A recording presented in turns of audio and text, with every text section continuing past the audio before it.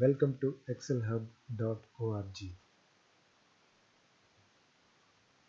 From today, I am starting Formula 500 series of video training. This is to introduce all Excel functions to you. To get regular updates on this, please subscribe to our channel. For today, I am starting with the function today. This function returns the current date of the system in a worksheet. The syntax for this function is equals to today open bracket and close the bracket. So this will return the current date of the system.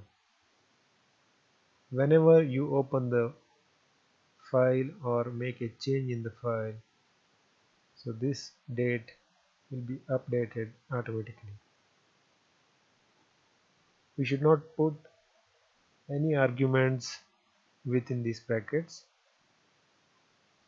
and we can make any changes to the format of this date the way which we want. So we can change DD, MMM, YY,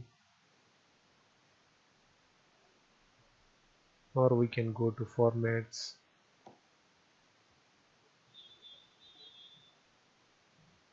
We can go to format cell and select any date format for this.